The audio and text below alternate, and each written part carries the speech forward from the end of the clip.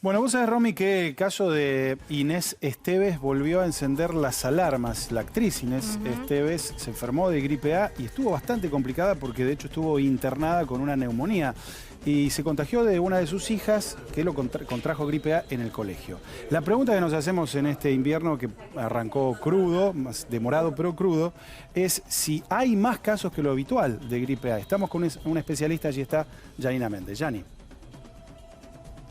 Sí, estamos, Ariel, con la doctora Ángela Gentili del Hospital de Niños Ricardo Gutiérrez. Y sí, nos está afirmando que hay mayores consultas y también hay más casos de gripe A, pero no es epidemia. De algún modo esto es poder bajar un poco la ansiedad de la gente y advertir la importancia de la vacunación, doctora. Absolutamente. Nosotros lo que estamos viendo en pediatría es un aumento de casos de influenza que comenzó a circular un poco antes que lo que habitualmente esperábamos, pero en pediatría el 80% de los casos de este hospital son virus sincicial respiratorio, claramente. Eso es bronquiolitis. Eso es bronquiolitis, fundamentalmente la bronquiolitis que esperamos todos los años.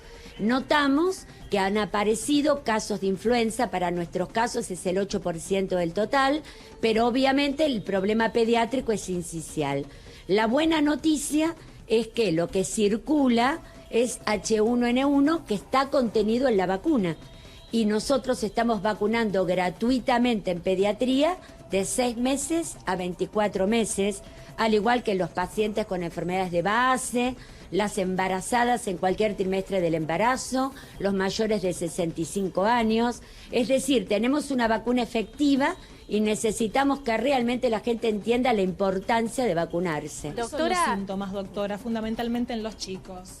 Sí, en general los chicos más grandes hacen enfermedad tipo influenza, más parecido al adulto, con fiebre, tos, dolores musculares, puede haber, digamos, algún tipo de compromiso respiratorio más importante. El chico chiquitito hace también bronquiolitis o hace neumonía por influenza. Entonces, cuando nosotros internamos un chiquito, lo internamos con un cuadro clínico. Luego, nuestro servicio de virología hace menos de 24 horas el diagnóstico y podemos saber si es sincicial o si es influenza u otro virus. Por eso podemos decir con seguridad que la mayor cantidad de casos en pediatría sigue siendo el sincicial respiratorio con toda claridad.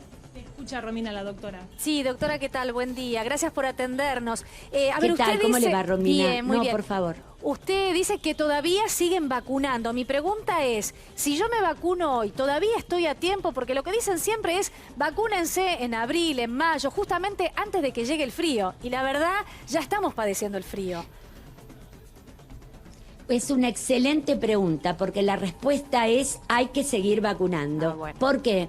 Porque influenza no es que solamente circula en mayo, puede circular en mayo, junio, puede luego bajar, puede hacer otro pico epidémico pequeño, un aumento de casos que a veces lo vemos en septiembre, octubre, puede haber casos aislados. Nosotros recomendamos, por supuesto, vacunarse lo más rápidamente posible, pero el que no se vacunó no solo está a tiempo, tiene que ir a vacunarse. Desde el momento, doctora, en que uno se vacuna, ¿cuánto tiempo debe pasar hasta que hace efecto en el cuerpo? Bueno, la elevación de anticuerpos es aproximadamente 15 días, entre 10 y 15 días. Por eso aconsejamos que todos aquellos que están incluidos en el calendario se acerquen a centros de salud, a vacunatorios, porque eso realmente es gratuita la vacuna para estos grupos, porque acá lo que se focaliza es el riesgo, ¿no es cierto? Ahora, los más chiquitos, los mayores de 65 son los que tienen más riesgo precisamente de tener complicaciones.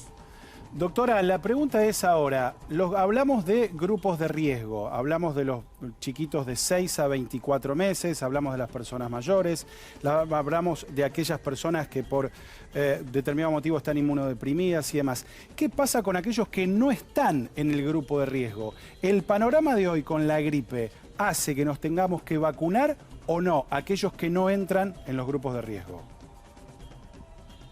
Bueno, en realidad uno puede acceder a la vacunación en cualquier momento y en cualquier grupo de edad, pero los programas de vacunación gratuitos focalizan fundamentalmente el mayor riesgo de complicación, de hospitalización, incluso de muerte.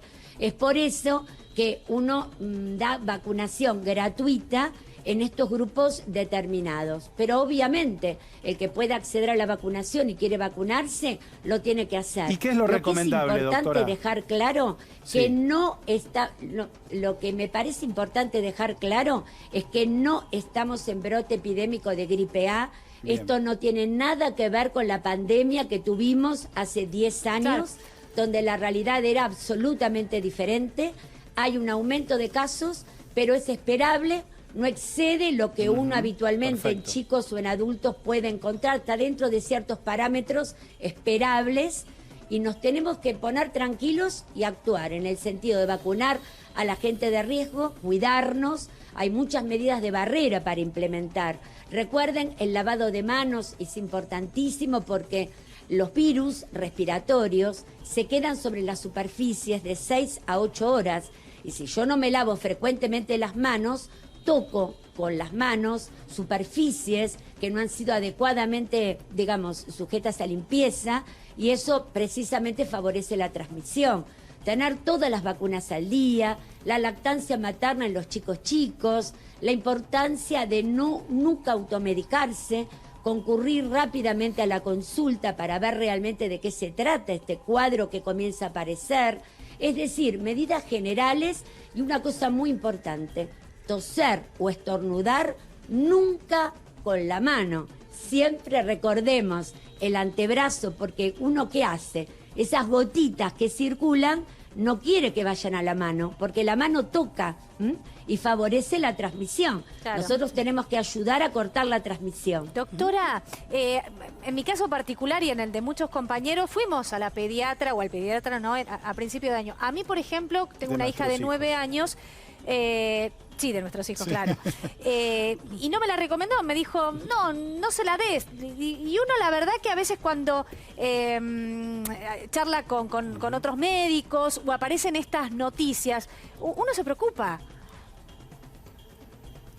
Sí, no hay que preocuparse, porque precisamente en esos grupos de edad nosotros no tenemos riesgos de hospitalización o riesgo, digamos, de una complicación más importante.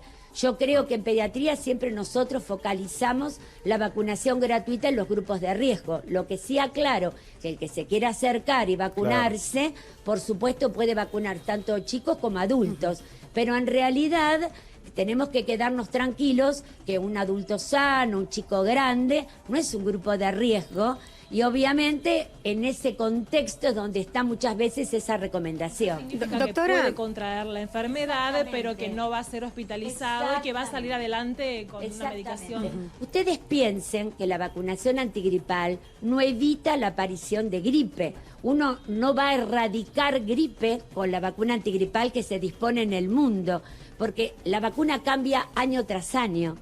Al cambiar año tras año, no es como sarampión u otras enfermedades que estamos peleando para eliminar. Sabemos que puede haber gripe, porque no es 100% efectiva. Lo que sí sabemos que no va a haber complicación ni letalidad, no va a haber, digamos, las complicaciones graves, y sobre todo en los grupos de riesgo. Por eso es que en cada caso, con respecto a cada vacuna, uno sabe qué esperar de ella, ¿no es cierto? Sí. Y eso es lo Doctora, importante tener claro. eso me gustaría que aclarara un poco acerca de las características de esta vacuna, porque mucha gente es reticente a vacunarse porque dice, me vacuno y después de vacunarme levanto fiebre, me engripo, tengo miedo a enfermarme, o también minimizan a la gripe, ¿no? Como que la comparan con un resfrío. Me gustaría que aclarara esto, las características de esta vacuna y qué es lo que produce. Sí, es una muy buena pregunta porque hay muchos mitos con respecto a la vacuna antigripal. La vacuna antigripal es inactivada, así que ya hay un primer concepto que hay que tener claro. Una vacuna inactivada no produce la enfermedad, porque precisamente el antígeno, las partículas que la contienen, son virus muertos, para decirlo de una forma más clara.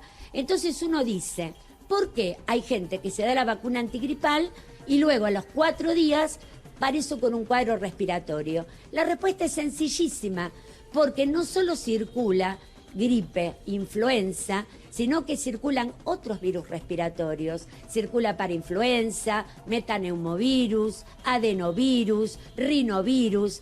¿Y qué características tienen todos estos virus? Un corto periodo de incubación, 2, 3, 5 días. Entonces yo a lo mejor me doy una vacuna antigripal hoy y mañana me contagio un rinovirus. Y a los 4 o 5 días hago un cuadro de infección respiratoria sin demasiada trascendencia. Pero la gente, ¿qué es lo que recuerda?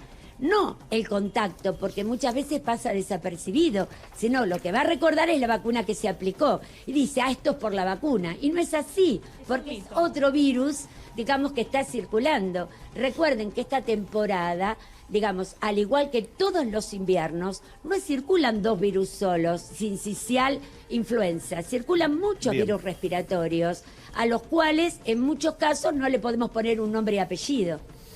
Muy bien, doctora, la verdad que ha sido clarísima, un gusto escucharla. Gracias, Janina, para aclararnos en estos casos que siempre son muy, muy importantes.